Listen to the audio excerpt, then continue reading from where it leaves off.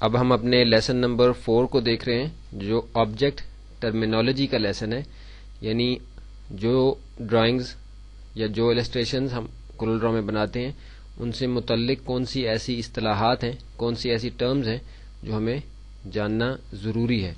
اس کے لیے میں تھوڑا سا نیچے آ جاؤں گا جہاں میں نے ایک 3 شیپس بنائی ہوئی ہیں، ان پہ ہم دیکھیں گے کہ ان ٹرمز کو ہم کیسے جان سکتے ہیں۔ سب سے پہلے آپ دیکھ رہے ہیں کہ آبجیکٹ ٹرمینالوجی کا لیسن نمبر 4، اس کا کورس آؤٹ لائن آپ کے سامنے ہونا چاہیے۔ اس کے اندر پہلی چیز جو ہم نے دیکھنی ہے وہ کنٹرول ہینڈلز ہیں۔ کنٹرول ہینڈل سے کیا مراد ہے؟ یہ 3 مختلف قسم کی شیپس آپ کے سامنے اس لیے بنائی گئی ہیں کہ اس میں اس کے جو اصطلاحات ہیں ان کی اپلیکیشن ڈفرینٹ ہوتی ہے، ان ٹرمز کی اپلیکیشن جو ہے اس پہ ڈفرینٹ ہوتی ہے، اس لیے 3 مختلف قسم کی شیپس آپ کے سامنے بنائی گئی ہیں۔ ابھی جب ہم اس میں سے گو تھرو ہوں گے تو آپ کو پتہ چلے گا کہ کیسے مختلف ہیں یہ کنٹرول ہینڈلز تینوں قسم کی شیپس کے اوپر ایک ہی طرح سے اپیئر ہوتے ہیں۔ کنٹرول ہینڈل سے مراد یہ بلیک کلر کے ڈاٹس ہیں، بلیک کلر کے چھوٹے چھوٹے اسکوئرز ہیں جو شیپ کو سلیکٹ کرنے سے اس کے کارنرز کے اوپر اپیئر ہوتے ہیں۔ یہ ہر شیپ میں اسی طرح سے ہوتے ہیں۔ اس کے ذریعے سے ہم شیپ کو ریسائز کر سکتے ہیں۔ اب دیکھیں کہ ریسائز ہو رہا ہے، اسکوئر ہمارا تھوڑا بڑا ہو گیا۔ اگر ہم شفٹ کے ساتھ اس کو ریسائز کریں گے تو یہ چاروں سائڈوں پہ برابر جو ہے اس کی شیپ چینج ہوگی۔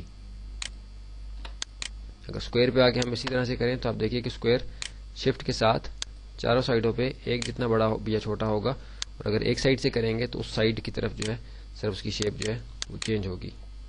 اس طرح پالیگون ٹول سے ہم نے شیپ بنائی ہے اس کو بھی ہم کر کے دیکھتے ہیں، یہ بھی اسی طریقے سے ہو رہی ہے۔ اس کے بعد ہمارے روٹیٹ ہینڈلز ہیں۔ روٹیٹ ہینڈلز کس طریقے سے اپیئر ہوتے ہیں؟ آپ دیکھیں کہ کسی بھی آبجیکٹ کو جب ہم ایک دفعہ کلک کرتے ہیں تو کنٹرول ہینڈلز اپیئر ہوتے ہیں، اور اگر اس کے سینٹر میں آ کے اگر ہم اس کو ایک دفعہ پھر کلک کریں تو یہ ہمارے پاس روٹیٹ ہینڈلز جو ہیں یہ اپیئر ہو جاتے ہیں۔ روٹیٹ ہینڈلز جو ہیں وہ کسی بھی آبجیکٹ کی پوزیشن کو روٹیٹ کرنے کے لیے استعمال ہوتے ہیں، یعنی کسی بھی اینگل میں اگر ہم اس آبجیکٹ کو گھمانا چاہتے ہیں تو ہم اس کو استعمال کرتے ہیں، روٹیٹ ہینڈلز کے ذریعے سے اس کو روٹیٹ کرتے ہیں۔ کنٹرول زیڈ سے میں اس کی پوزیشن دوبارہ ٹھیک کر لیتا ہوں۔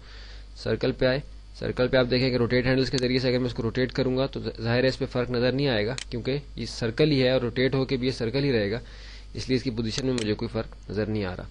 پالیگون ٹول سے بنائے گئے اس آبجیکٹ کے اوپر روٹیٹ ہینڈلز کو اپیئر کر کے اگر ہم روٹیٹ کرتے ہیں تو ہمیں دیکھیں کہ واضح طور پہ یہ روٹیٹ ہوتا ہوا نظر آ رہا ہے۔ تو یہ ہمارے روٹیٹ ہینڈلز ہیں جو کنٹرول ہینڈلز کے اپیئر ہونے کے بعد ایک دفعہ پھر آبجیکٹ کے سینٹر میں کلک کرنے سے اپیئر ہوتے ہیں، اور یہ روٹیٹ کرنے کے لیے آبجیکٹ کو استعمال ہوتے ہیں۔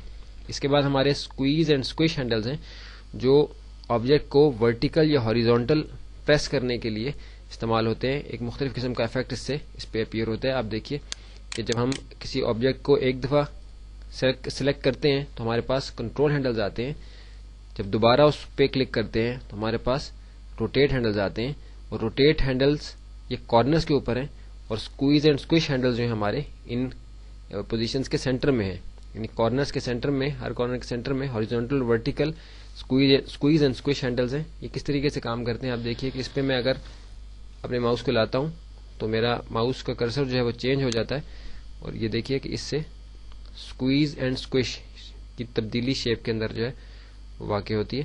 اگر اسی عمل کو ہم شفٹ کے ساتھ کریں تب بھی یہ اسی طریقے سے ہوگا، اس لیے اس میں شفٹ کے ساتھ کوئی فرق واضح طور پہ نظر نہیں آتا۔ ابھی اگر میں اس کو ورٹیکل کرنا چاہوں تو ورٹیکل بھی میں کسی بھی سائڈ سے اس کی شیپ کو چینج کر سکتا ہوں۔ کنٹرول زیڈ کے ذریعے سے ہم اس کو نارمل کر لیں گے۔ ہم اپنے سرکل پہ آ کے کنٹرول ہینڈلز دوبارہ کلک کیا، روٹیٹ ہینڈلز، اور ان کے بیچ میں اسکویز اینڈ اسکوش ہینڈلز۔ اب دیکھیے کہ اس سے واضح طور پہ ہمارے سرکل کے اندر جو ہے وہ فرق پڑ رہا ہے۔ کنٹرول زیڈ سے اس کی شیپ کو میں واپس اس کی اصل شکل میں لے آتا ہوں۔ پالیگون ٹول سے بنائے گئے ٹول پہ اسکویز اینڈ اسکوش ہینڈلز کو اپلائی کر کے دیکھتے ہیں تو واضح طور پہ ہم دیکھ رہے ہیں کہ اس کی شکل کے اندر تبدیلی واقع ہو رہی ہے، اس کی شیپ تبدیل ہو رہی ہے۔ تو ضرورت کے مطابق اس کو استعمال کر سکتے ہیں، لیکن عموماً یہ کیونکہ شیپ کی جو اصل پوزیشن ہے اس کو تھوڑا سا افیکٹ کرتا ہے، اس لیے عام طور پہ اس کو استعمال نہیں کرتے، لیکن پھر بھی یہ آپشن آپ کو معلوم ہونی چاہیے کہ کہیں اس کو آپ استعمال کرنا چاہیں تو کر سکیں۔ اس کے بعد ہمارے نوڈز ہیں۔ نوڈ سے کیا مراد ہے؟ آپ دیکھیے کہ کسی بھی آبجیکٹ کو اگر ہم سلیکٹ کرتے ہیں تو یہ بلیک کنٹرول ہینڈلز ہمارے پاس آئے، اور بلیک کنٹرول ہینڈلز کے ساتھ یہ چھوٹے چھوٹے آپ کو ڈاٹس جو نظر آ رہے ہیں یہ ہمارے نوڈز کہلاتے ہیں، کارنرز کے اوپر ہیں. اس کے ذریعے سے کیا ہوتا ہے، آپ دیکھیے کہ کسی کی بھی نوڈ کے اوپر آ کے اگر میں اس کو مجھے پہلے شیپ ٹول سلیکٹ کرنا ہے اس کو اپلائی کرنے سے پہلے. اب دیکھیے کہ شیپ ٹول میں نے سلیکٹ کیا، جو ہمارے نوڈز تھے، ہمارے اسکوائر کے نوڈز تھے وہ ہائی لائٹ ہو گئے ہیں اور کنٹرول ہینڈلز جو ہیں یہاں سے غائب ہو گئے ہیں. اب دیکھیے کہ کسی بھی نوڈ پہ اگر میں آتا ہوں تو یہ اس کی سلیکشن لے لیتا ہے، اور اگر میں اس کو سلیکٹ کر کے موو کرتا ہوں تو آپ دیکھیے کہ اسٹریٹ اوے اس کے کارنرز جو ہیں وہ ریپوزیشن ہو جاتے ہیں اور وہ تھوڑا اسموتھ کارنرز بن جاتے ہیں، گولائی ان کے اندر آ جاتی ہے. اسی طرح جو ہمارے نوڈز ہیں سرکل کے اندر، اس پہ اگر ہم اپنے شیپ ٹول کو لاتے ہیں تو آپ دیکھیے کہ سرکل کے اندر میں کیا تبدیلی کر سکتا ہوں. آپ دیکھیے کہ سرکل جو ہے سلائس ہو رہا ہے، یعنی جتنا میں اس کو وہاں سے کاٹنا چاہتا ہوں اس کو کاٹ سکتا ہوں. آپ دیکھیے کہ یہاں جو ہمارا سرکل کا موڈ سلیکٹ ہو گیا ہے وہ آرک کا ہے، تو یہ آرک موڈ میں سرکل ہے. اگر میں پائی موڈ میں لانا چاہوں تو آپ دیکھیے کہ پائی میں اگر لاؤں گا تو اس طرح ہو جائے گا. نوڈ کے ذریعے سے میں اس کو ایڈٹ کر سکتا ہوں. اگر دوبارہ سرکل بنانا چاہتا ہوں تو آپ سرکل کو دوبارہ سلیکٹ کریں گے تو وہ کمپلیٹ سرکل ہو جائے گا. اسی طرح ہمارا پالیگون ٹول سے جو بنائی گئی شیپ ہے، اس کے نوڈز کو اگر ہم شیپ ٹول کے ذریعے سے ایڈٹ کریں، کوئی اس کے اندر تبدیلی کر کے دیکھیں تو کیا تبدیلی اس کے اندر واقع ہوتی ہے اس کو ہم دیکھتے ہیں. آپ دیکھیے کہ نوڈ کے اوپر اگر میں آتا ہوں تو نوڈ خود سے ہائی لائٹ ہو جاتا ہے. کسی بھی نوڈ کو میں اس پہ اپنا کرسر لا کے ماؤس کے لیفٹ کلک کے ساتھ اس کو موو کرتا ہوں تو آپ دیکھیے کہ پالیگون ٹول سے بنائی گئی شیپ کے اندر کیا تبدیلی جو ہے واقع ہوتی ہے ہمیں نظر آ رہی ہے. بہت ہی آسانی کے ساتھ اس کی شکل جو ہے وہ بالکل شیپ تبدیل ہو گئی ہے اور ایک سٹار کی طرح کی شکل اس نے بنا لی ہے. کوئی بھی کلر اگر میں چینج کروں تو اس کے اندر کلر بھی چینج ہو جائے گا. اس کو ریپوزیشن کر لیا. اس کے بعد ہمارے لائن سیگمنٹس ہیں. کنٹرول زیڈ سے میں اپنے ساری شیپس کو ان کی اصل پوزیشن میں لے آتا ہوں. لائن سیگمنٹ سے کیا مراد ہے؟ لائن سیگمنٹ سے مراد لائن کا وہ حصہ ہے جو ایک نوڈ سے دوسرے نوڈ کے بیچ میں ہوتا ہے. ہر لائن جو کورل ڈرا میں ڈرا کی جاتی ہے وہ دو نوڈز، کم سے کم دو نوڈز کے بیچ میں ہوتی ہے. تو دونوں نوڈز کے ایک نوڈ سے دوسرے نوڈ کے بیچ میں جو لائن کا حصہ ہے اس کو لائن سیگمنٹ کہتے ہیں، جس کو ہم مختلف طریقوں سے ایڈٹ کر سکتے ہیں. شیپ ٹول کے ذریعے سے بھی ہم اس کو کر سکتے ہیں اور اس کے اندر مزید نوڈز ایڈ بھی کر سکتے ہیں، جو کہ ہم آگے جا کے دیکھیں گے. تو ہم نے اپنے لیسن نمبر 4 کے اندر آبجیکٹ ٹرمینالوجی، جو ہمیں بنیادی طور پہ اپنے آبجیکٹ سے متعلق جو چیزیں ہیں ان کو کنٹرول کرنے سے متعلق ان کے بارے میں جو اصطلاحات استعمال ہوتی ہیں کورل ڈرا کے اندر، ان کو ہم نے اس لیسن کے اندر جانا ہے.